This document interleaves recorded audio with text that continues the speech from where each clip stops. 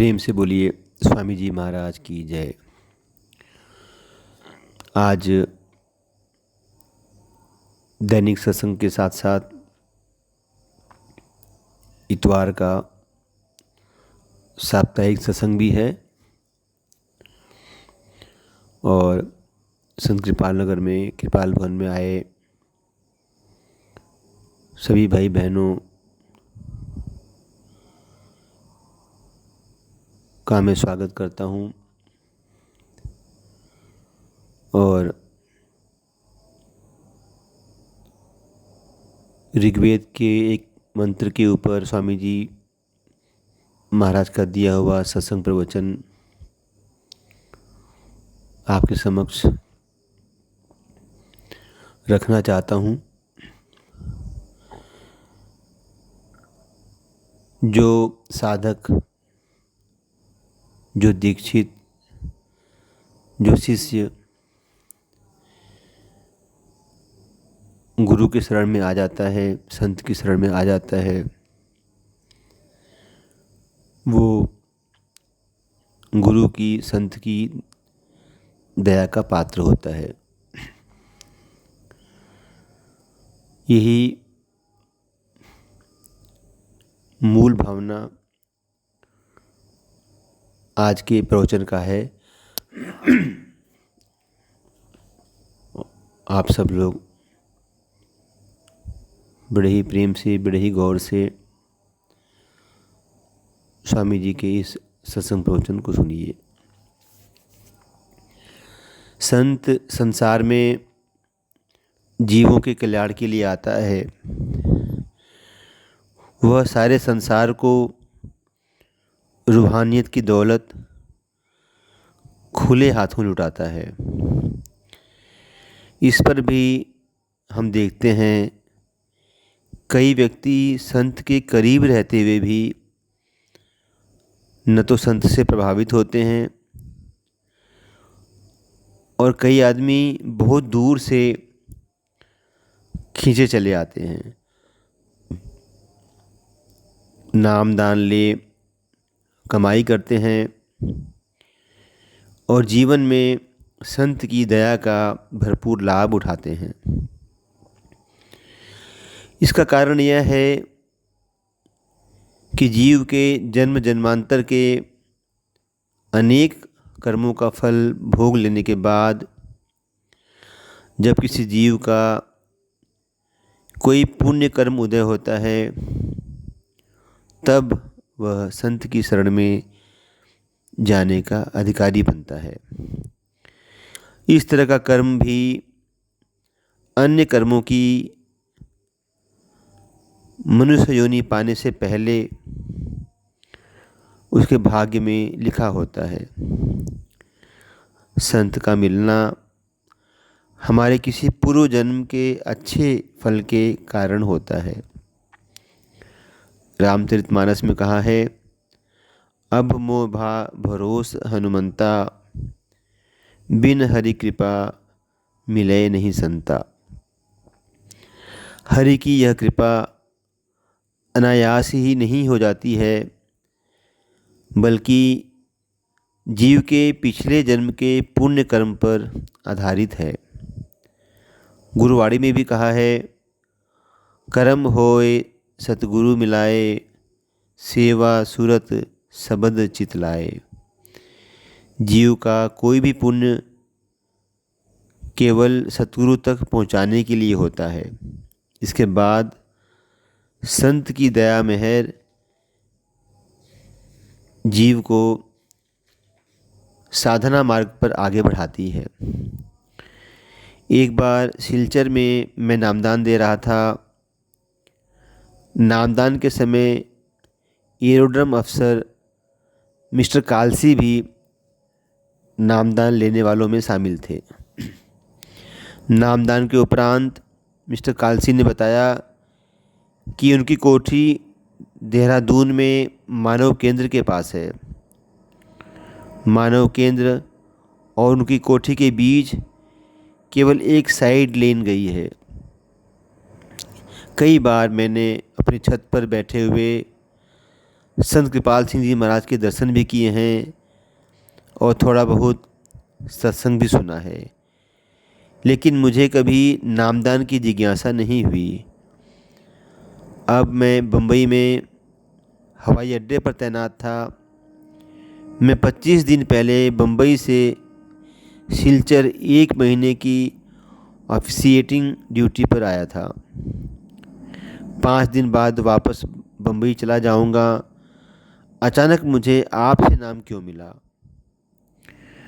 मैंने उन्हें बतलाया कि संत कृपाल सिंह जी महाराज के दर्शन करने से वह नामदान के अधिकारी हो गए हैं। इसको धर्म मार्ग पर चलने के लिए पात्रता कहा है। वास्तव में नामदान पाने के लिए साधक में और किसी गुण की आवश्यकता नहीं है।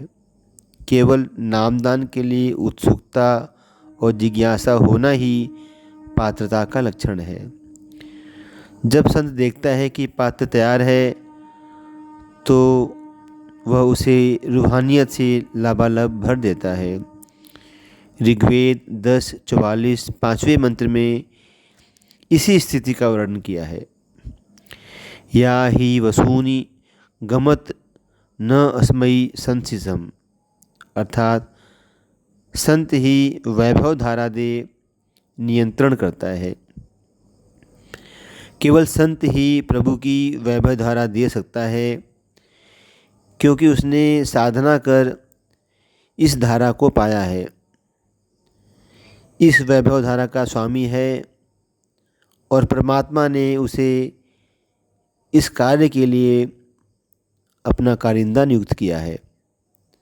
संत प्रभु धारा दे साधक की मनोकामना पूर्ण करने के साथ साथ साधक को इस तरह नियंत्रण करता है कि वह आगे इच्छाओं और रसोभोगों में न फंसे। यह काम संत ही करता है, उसके सिवाय कोई भी इस काम को करने के लिए सक्षम नहीं है। सो मिनः स्वासिसम भरम आयाहि, अर्थात सोम रूप संत जीवन काल में साधक को अंतर आशीर्वाद देता है।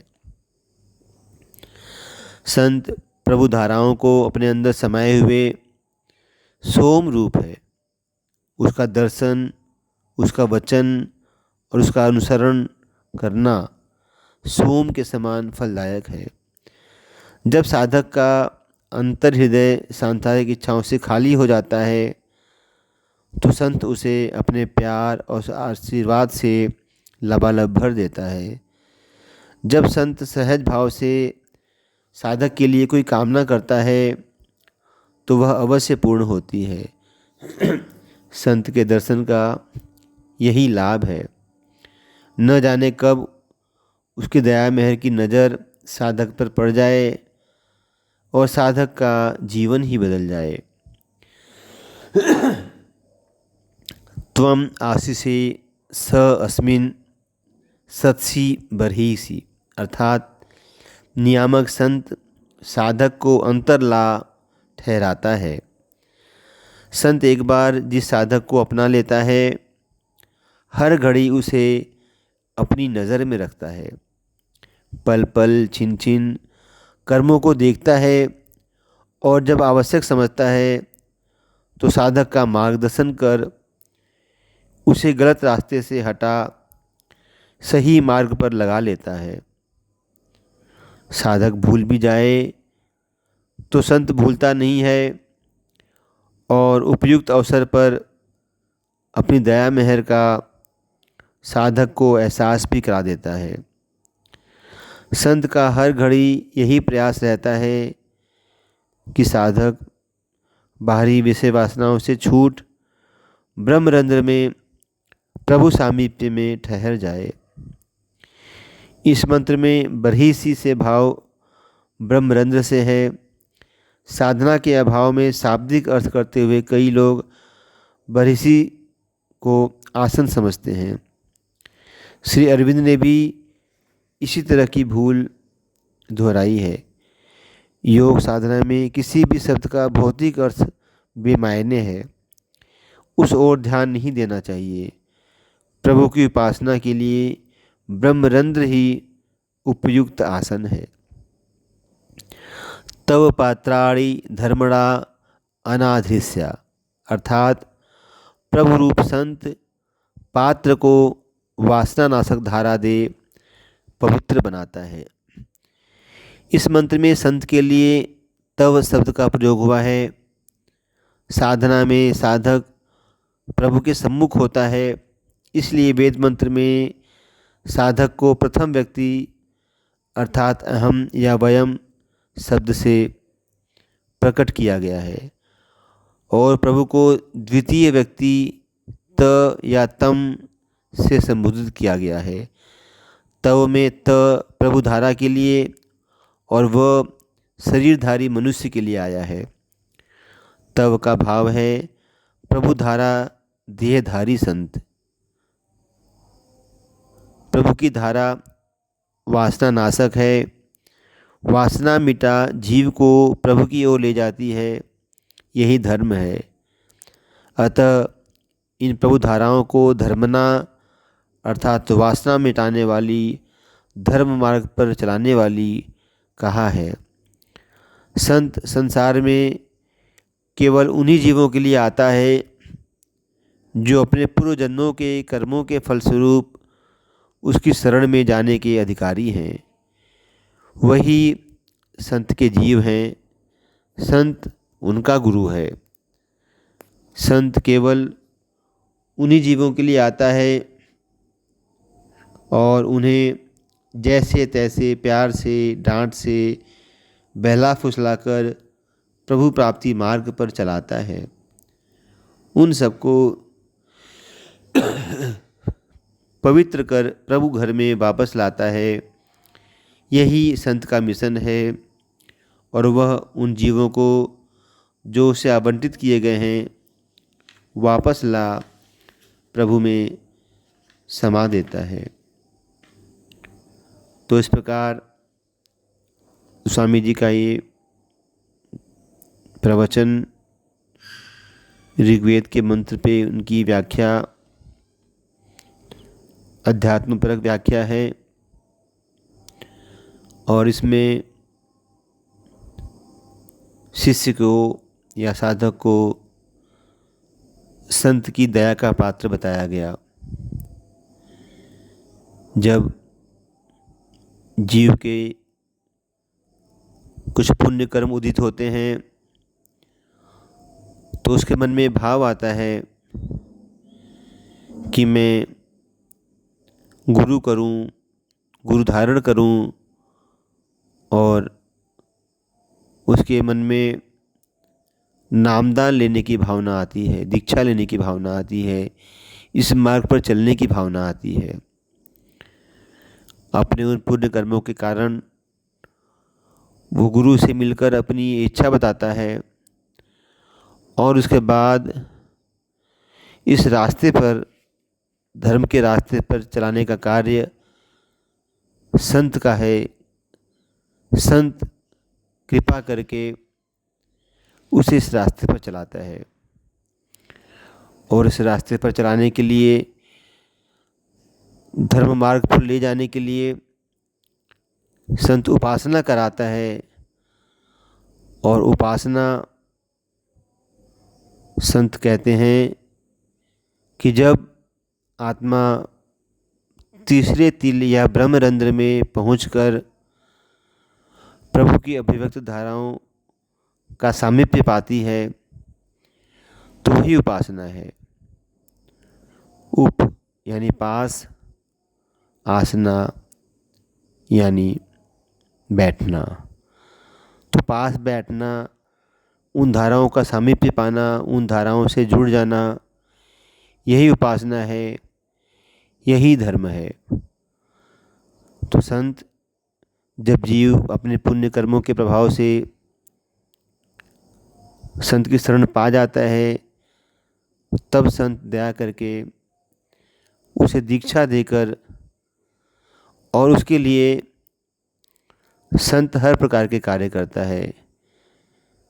जब वो ये देखता है कि उसका जीव बाहरी सांसारिक द्रव्यों में, सांसारिक वासनाओं में फंसा हुआ है, तो कभी कभी वो उसकी इच्छा पूरी करके और कई बार वो उसकी इच्छा का समन करके जैसे भी वो उपयुक्त समझता है उस जीव को अपने से जोड़ता है। ऐसे में जब संत जीव की दुनियावी इच्छा को पूरी करते हैं तो जीव उन इच्छाओं को पूरा करते हुए अपने गुरु की दया महसूस करता है, और चूँकि उसका ध्यान गुरु में होता है इसलिए वो गुरु से जुड़ा रहता है और उन इच्छाओं की पूर्ति के लिए वो गुरु के प्रति कृतज्ञता का भाव रखता है, और उसका जो जुड़ाव है वो गुरु से बढ़ जाता है। इस प्रकार गुरु उसकी इच्छाओं वासनाओं को पूरा करके उसे अपने से प्रेम करना सिखाता है, और जब वो गुरु से जुड़ जाता है तो गुरु जो स्वयं उस धारा से जुड़ा है परमात्मा की, वो उस जीव को उस धारा से जोड़ देता है। इसी प्रकार कई बार वो जीव की बाहरी इच्छाओं को पूरा नहीं करता, क्योंकि वो ये जानता है कि इन इच्छाओं के पूरा होने के बाद इस जीव की इच्छाएं और आगे बढ़ेंगी और वो दुनिया में फैलाव में जाएगा। ऐसे में उन झंझटों से बचाने के लिए वो उनकी उन इच्छाओं को पूरा नहीं करता है, और इस प्रकार इच्छाओं के पूरा नहीं होने पर भी वो जीव गुरु से जुड़ा रहता है और गुरु उसे पुनः उन परमात्मा की धाराओं से जोड़ देता है।